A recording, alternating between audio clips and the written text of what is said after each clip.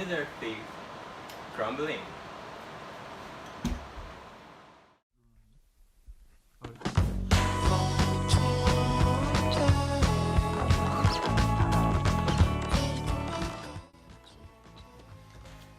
Spectre Charles, c'est quand ta prochaine vidéo?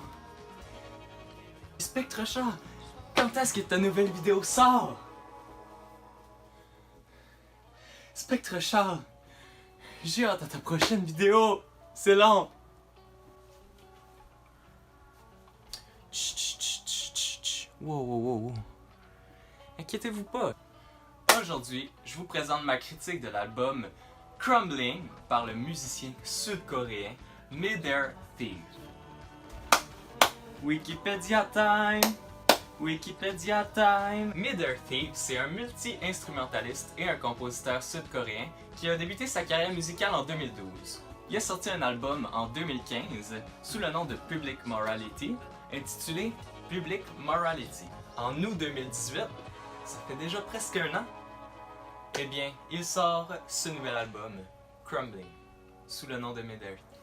Si j'avais à décrire le genre de cet album-là, ça serait un mélange de folk, d'électronique puis de pop psychédélique. Cet album-là est sorti un peu de nulle part, on n'avait pas vraiment entendu parler de Mid-Earth Thief avant. Il a vraiment été beaucoup populaire sur la scène indépendante ici dans l'Ouest. Faut pas aussi que j'oublie de mentionner que la chanteuse coréenne Summer Soul apparaît sur cet album. Et elle apporte des performances vocales, puis elle a aussi écrit les paroles de certaines des chansons. L'album dure 44 minutes, puis je vais vous mettre la liste des chansons ici. On peut passer à la critique.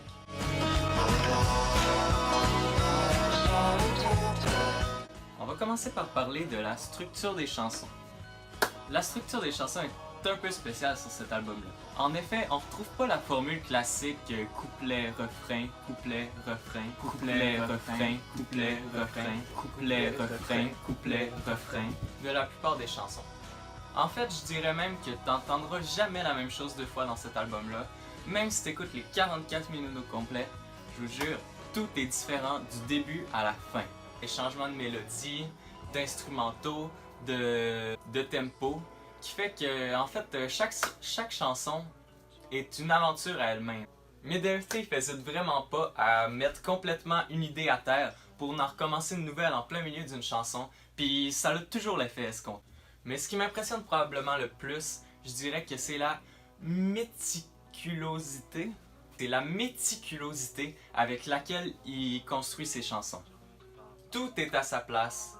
Puis il n'y a rien qui est là pour rien. Il y a toujours des effets aussi différents les uns que les autres qui sont rajoutés par-dessus la chanson. Puis les instrumentaux, ils s'accouplent parfaitement. Puis on dirait vraiment que c'est un musicien classique qui a composé cet album-là. Par exemple, dans la première tune de l'album, Why, il y a un moment où tout arrête. Puis il y a des notes qui paraissent un peu placées au hasard, qui sont jouées. Puis finalement, plus tu avances dans cette section-là, plus il rajoute des choses par-dessus. Puis à partir d'un moment, tu as l'impression que les notes, en fait, il y avait du sens depuis le début. Ils étaient là pour une raison. Ils étaient là pour la suite. Ils ont toujours eu du sens. Puis surtout, ce qui me fait complètement exploser l'esprit, c'est que il y a tellement de choses qui se passent en même temps à tout moment dans l'album.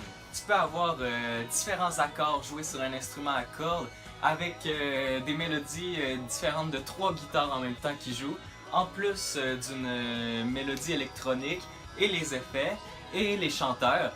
Il y a juste...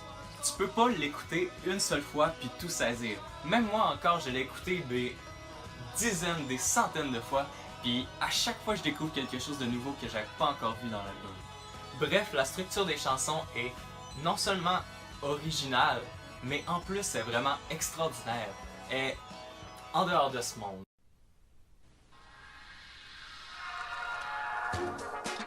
On peut maintenant passer à l'instrumentation et aux performances vocales.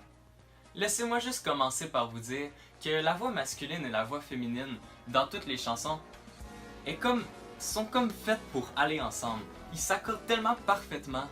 On dirait que c'est un groupe qui a été créé depuis des années, mais en fait c'est juste une collaboration. La fille fait même pas partie du groupe Mid-Earth Thief. L'instrumentation est tellement calme, mélodieux. C'est comme si c'était une rivière d'instruments qui coulait tranquillement vers les flots. La technicalité est toujours sur la coche. Les chanteurs sont vraiment envoûtants puis ils font aucune fausse note. Les instruments sont maniés d'une main de maître. Vraiment, c'est vraiment bien fait. On ressent l'émotion à travers l'instrumentation. Les mélodies sont toujours accrocheuses, toujours plaisantes à écouter. Mais je pense que ce qui m'impressionne le plus dans l'instrumentation, c'est comment Mid-Ear Thief réussit à prendre des instruments acoustiques et de la musique et des effets électroniques et il réussit à en faire un mariage absolument parfait, tel qu'il n'y aura aucun divorce, jamais de la vie. En écoutant cet album-là, t'as l'impression que la musique électronique a été créée juste pour accompagner les instruments acoustiques. Bref, vraiment, l'instrumentation est presque parfaite sur cet album, puis j'ai rien d'autre à dire dessus.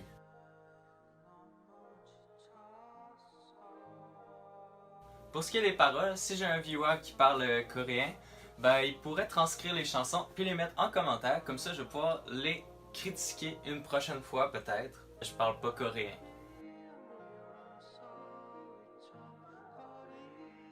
Pour ce qui est de la production, encore une fois, j'ai rien à redire. C'est fort quand il faut que ça soit fort, c'est doux quand il faut que ça soit doux. Et comme je l'ai dit plus tôt, on dirait que tous les instruments ont été enregistrés dans une même pièce en même temps, que ce soit électronique comme acoustique, ça va parfaitement ensemble, on voit aucune différence. T'as toujours un petit bruit de fond apaisant qui te rappelle un peu la mer, on dirait, qui flotte puis qui est vraiment agréable.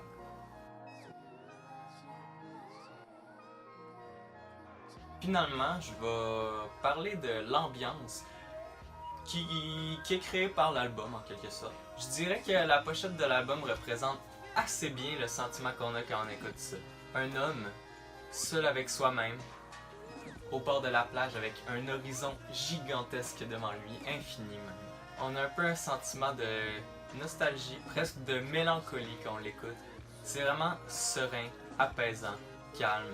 Il y a souvent des build-up que j'appellerais tout au long de l'album qui donnent qui te met dans un état d'excitation presque orgasmique, comme par exemple dans la chanson Ah, These Chains.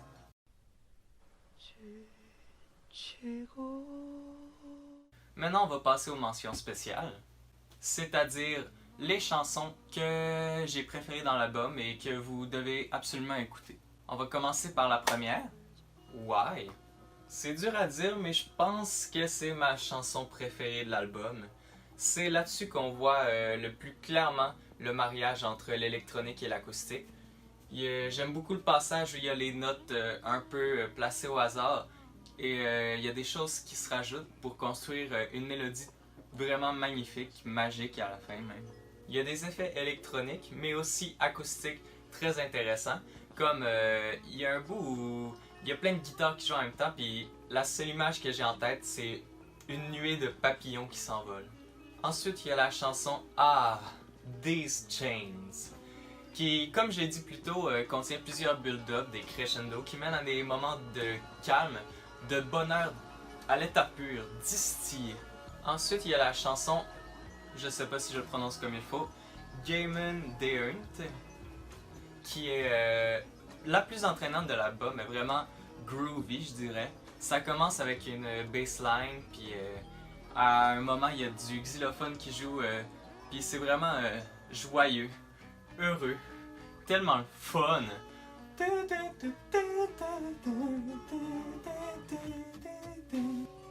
Ensuite, la chanson Curve and Light est une chanson vraiment intéressante. Finalement, la chanson Protector, il y a un moment à la fin où il y a comme des effets électroniques qui font penser à des étoiles filantes, des milliers, une nuée d'étoiles filantes. Rajouté par-dessus le piano, le violoncelle et le chant, puis c'est juste absolument magnifique. Donc pour résumer, la structure des chansons est vraiment impressionnante dans cet album-là. Il y a toujours des couches d'instruments, des couches de détails qui sont plus impressionnants les uns que les autres. Ensuite, t'entendras jamais deux fois la même chose dans l'album, tout est différent du début à la fin.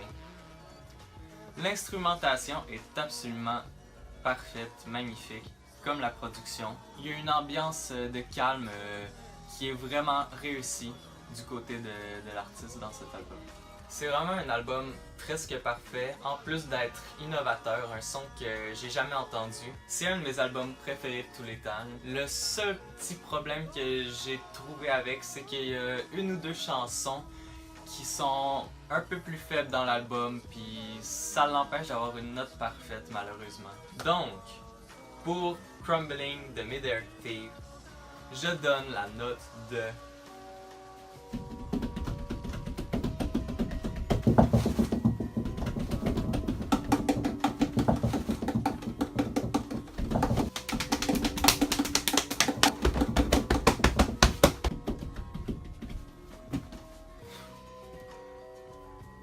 9 sur 10. Merci d'avoir écouté. Mettez un pouce bleu puis un commentaire. Wouhou! N'hésitez pas à dire dans les commentaires d'autres critiques que je pourrais faire. C'est pas obligé d'être des albums. Qu'est-ce que SpectreChar va faire ensuite? Une critique d'album? Une critique de film? Une critique de livre? De manga? Qui sait? Tout est possible.